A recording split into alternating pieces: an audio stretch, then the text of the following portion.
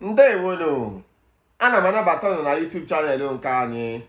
N'ụbọchị nke taa, aga m akọwa ihe bụ GitHub, otu ị ga-esi ewere koodu gị derela tiba n'ime GitHub. Matakwa na enwere ihe dị iche na GitHub na Git. Ha na-abụ bụ ihe dị iche iche. N'ụbọchị nke taa, a ga-egosi na otu ị ga-esi, ọ bụrụ na idecha koodu gị, otu ị ga-esi were ya weba n'ime GitHub. Kọwakwa ihe mere GitHub ji dịkwa oke mkpa.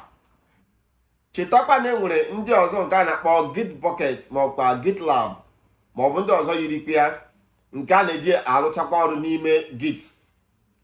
Ka anyị malitekwa n'ezie kọwaba otu ị ga-esi were koodu gị wee ba n'ime GitHub wee jee rụọ ọrụ. Otu anyị ga-esi malitekwa were koodu nke anyị depụtara wee bịa n'ime GitHub bụ ihe mbụ ị ga-eme bụ ọ bụrụ na ị nweghị akaụntụ na GitHub na mbụ, gaa bịa ebe a. Ọ bụrụ na ị bịa ebe a, ga-apịa sign up, ga-ekepụta akaụntụ nke gị.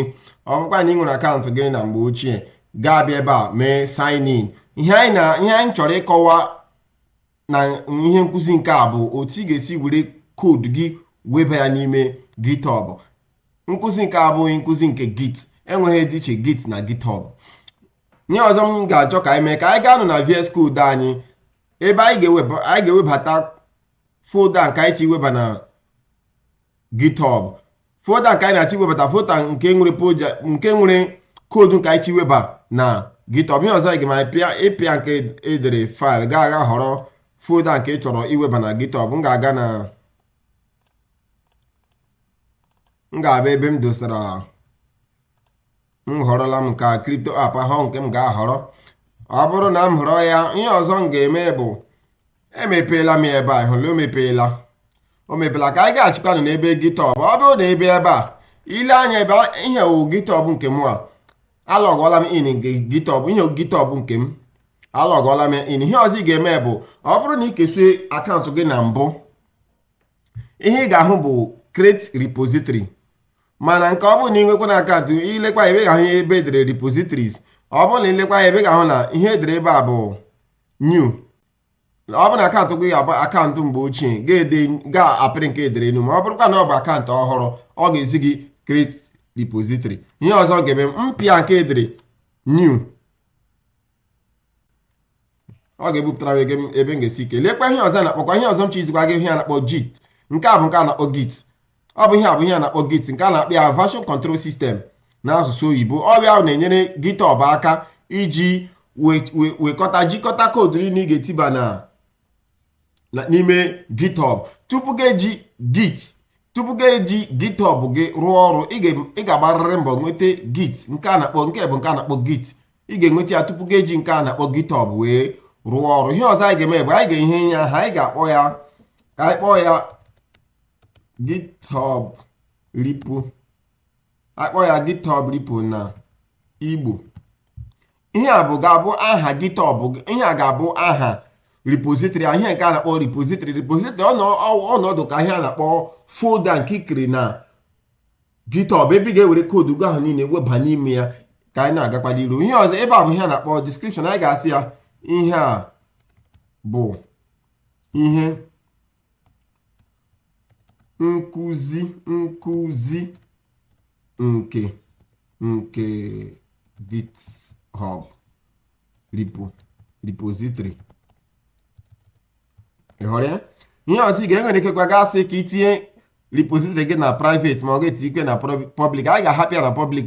Public ga-eme ya ka onye ọbụla hụcha koodu gị anya. Ma ọ bụrụ na itinye na private, sọọsọ onye i nyere ntụziaka ya wee nwere ike ịhụta koodu gị anya. Ma anyị ga-ahapụ ya na public. Anyị abịa ebe a, ya sị ga-apịa ebe edere create repository. Ị hụrụ, o kewara repository ahụ. Enwerekwa anyị ga-emekwa ihe nkụzi iche nke Git. Chetakwa otu kwuru na mbụ, Git dị iche na GitHub. Ị bịaruo ebe a, ị hụrụ otu o si dele ihe ahụ ọ sị create a new repository on the command line. Anyị ga-eji ihe a bụ command ndị aka anyị ga-eji kepụta koodu anyị webịa n'ime GitHub. Anyị laghachitanụ ka anyị kọpịrịnụ nke mbụ, ọ sị git ignite. Anyị bịaghachi na VS Code anyị ka anyị mechie nụ ihe a bụ React app ka m mepere ihe a na VS Code. ihe ọzọ ị ga-eme bụ ga-emepe terminal. anyị abịaghachile na React na VS Code anyị, ihe a mepere ebe React app anyị, ịhụla ya o nwere Node modules, o nwere Node modules, nwekwe package.json, nwekwe package.json lock. ihe a bụ React app. ọ bụrụkwa na iji Node ma ọ bụkwa iji Node dewa koodu gị ma ihe ndị ọzọ dị programming ndị nke ọzọ, ọ ga-enwetachakwa ihe ndị a ma ọ bụkwa nke ọzọ dị iche iche, ma ọ bụ nke iji yan mepe, ma ọ bụkwa ebe iji Python ma ọ bụ ihe ndị ọzọ n'ime. ị ga-ahụkwa ụdị ihe ndị ga-adịcha ka ihe ndị a. ihe ọzọ m chọrọ ka m mee bụ ga-emepere anyị nke a na-akpọ terminal. enwere ike ga-apịa nke anọ n'elu ebe a si new terminal. ọ bụrụ na ịpịa ka ọ ga-emepere anyị terminal ọhụrụ. ihe na emeperela anyị terminal ọhụrụ, ọ ga-emekwanụ nke a na-akpọ ga-apịa. ọ bụrụ na ị chọọ iji nke a na-akpọ new terminal emepe terminal, ga-apịa control ga-eji di ya pịkwa backtick nke na-anọ akụkụ 1 nọ n'okpuru n'akụkụ 1 na nke anọkwa n'okpuru escape key gị na keyboard gị. ihe ọzọ anyị ga-eme ya pịa nke ha sịrị git ignite. ngịrị ka git ignite a na-eme ini, ọ na-eme na anyị na-asị ka anyị na-ewere git enweghị a na-akpọ initialize. anyị na-eme initialize n'ime project a ka ọ ga-enyere anyị aka ka anyị werezie koodu niile ndị a niile ebe a tọbịa paba ya n'ime GitHub. anyị pịa git ịhụna ya ọsịla initialize empty git repository na ịhụna ya ọ sịrị ihe a bụ ihe odere ebe a file location na ebe anyị nwere crypto app a. ihe ọzọ anyị ga-eme ebe anyị gaghachikwanụ ka mechie nka anyị gaghachi na ya kọpụrụ anyị ewere ihe a sịrị anyị ga-ewere nke asị nke ọsịrị readme anyị ga-ewere ya. enwere ihe ọzọ m chọrọ ka ime ebe a tupu ga-ewebawa koodu ndị a. ọ bụrụ na enwere koodu ị na-achọhụ ka ọ gaa n'ime GitHub, ka ekwu na otu ga-esi wepụ ịhụla ihe. leekwa ihe n'ebe a bụ ihe na-akpọ source control icon. lee ihe ebe ahụ ihe na-akpọ source control. ihe a bụ ihe na-egosi gị ihe niile gbasatara Git na GitHub gị. ọ bụ ebe a ka ọ na-egosi gị hụna icon a wee ebe ọ na-egosi. ihe ọzọ ị ga-eme bụ ihe ọzọ m chọrọ ka m mee. ọ bụrụ na enwere koodu ile anya n'ezie koodu ebe edere node modules, anyị achọghị ka ọ baa na GitHub, ka ekwu na otu anyị ga-esi wepụ ya. ihe ga-eme anyị eke faịlụ ọhụrụ a na-akpọ anyị ga-eke faịlụ ka a na-akpọ git ignore. ị ga-asị kpọm git ignore. ide git ignore ga-ewere aha ga-abịa debata aha faịlụ a dị ime ebe ahụ ya kpịa node modules.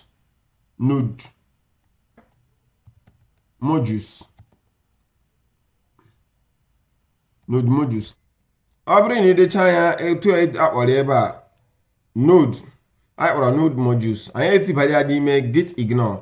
git a ga-eweba ihe ọbụla nọ n'ime node modules a n'ime GitHub anyị. ihe ọzọ anyị ga-eme anyị gaghachikwa n'azụ lee nke ebe ahụ edere anyị mee nke a edere git add. anyị asị git add period. git add ahụ ị nwere ike dee git add aha faịlụ ị chọrọ iweba, ma nke anyị ga-asị dot ka o nwere ike werechaa faịlụ niile anyị chọrọ. ọ baala. nke ọzọ anyị ga-asị anyị asị git commit. ihe bụ ihe a na-akpọ git commit. ọ ihe a na-akpọ git commit message. anyị dee git commit. chetakwala ihe ndị ị ga-edecha n'asụsụ Igbo edekwala n'asụsụ Igbo. anyị asị ihe a ọrụ GitHub. anyị ga-asị ọrụ GitHub na asụsụ Igbo git commit. ihe ọzọ anyị ga-eme bụ anyị apịakwa enter ọzọ. nke ọzọ baala. nke ọzọ anyị ga-eme anyị agakwa ga kọpụrụ ihe ọ sị ebe a soro ihe ndị a niile n'usoro n'ofu soro ya niile usoro n'usoro. anyị asịkwa git branch. git a ga-ewepụtara branch. ihe kọmandị nke a ga-ewepụtara branch nke a na-akpọ main. ihe na owebara anyị n'ime branch nke a na-akpọ main. ihe ọzọ anyị ga-eme anyị akọpụrịkwa nka nke ihe nke a na-akpọ remote repo. ihe a ọ ga-ewebara anyị ihe o kepụtara branch na ọ ga-were ihe webịa na remote nke a na-akpọ remote repository. ọ bụrụ na ị pịa nke a anyị apịkwa nke ọzọ. ihe ọzọ anyị ga-asị ihe nke a na-akpọ git push. anyị ewerele koodu anyị niile anyị dere weba ya n'ime. anyị nwere ihe na-akpọ configuration. anyị wetacha anya n'ime gị, mana ihe ọzọ anyị chọrọ ime na anyị ga-ewere nke a na-akpọ git push kaba koodu anyị n'ime GitHub. ọ ga-enyere anyị aka ọ bụrụ na ị bịa ebe a gaa hụtazie koodu gị niile. mpịa git push na mpịa igbo git push. ọ bụrụ na ihe a rụcha ọrụ anyị ga-achị na ọ bụrụ na a ga-achị ebe a ọ bụrụ na a ga-achị na webụsaịtị anyị ga-ahụ anyị ga-enweta koodu ahụ niile. Ọ bụrụ na m bịaghachi ebe a mee nke refresh mee nke a na-akpọ redu na ihe ga-eme ebe ahụ ịhụrụ o nwetachala koodu ahụ niile. Ilekwa anyị ga-ahụ na nke a na-akpọkwa git ignore eso ya bata. Lee ya ịhụrụ o bubatarịla anyị koodu anyị niile n'ime. Lee ya ịhụrụ ebe a ihe ewu koodu ahụ niile anyị dere o bubatarịla ya n'ime. Lee ya ebe ọ bịakwa ebe a o wee ofu ihe ka ị ga-ahụta. Lee ya ihe bụ otu ị ga-esi ewere koodu gị weba n'ime GitHub. Ihe nke ọzọ anyị ga-emekwala izuụka na-abịa abịa anyị ga-akụzi ihe gbasatara git, mana ihe kọwara gị taa bụ otu ị ga-esi were koodu weba n'ime GitHub.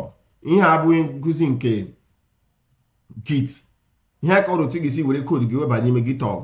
Ihe ọzọ anyị na-arịọkwa anọ bụ otu ị ga-esi kwadoro anyị ihe anyị na-eme ịkụzi ihe gbasara web development n'asụsụ Igbo bụ biko ka ịtụnyere anyị aka na nke a na-akpọ subscribe button.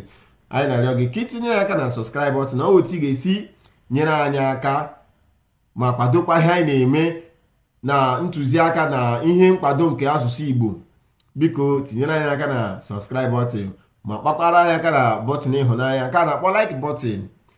Ka ahụkwanụ n'izuụka na-abịa abịa. Ndewo.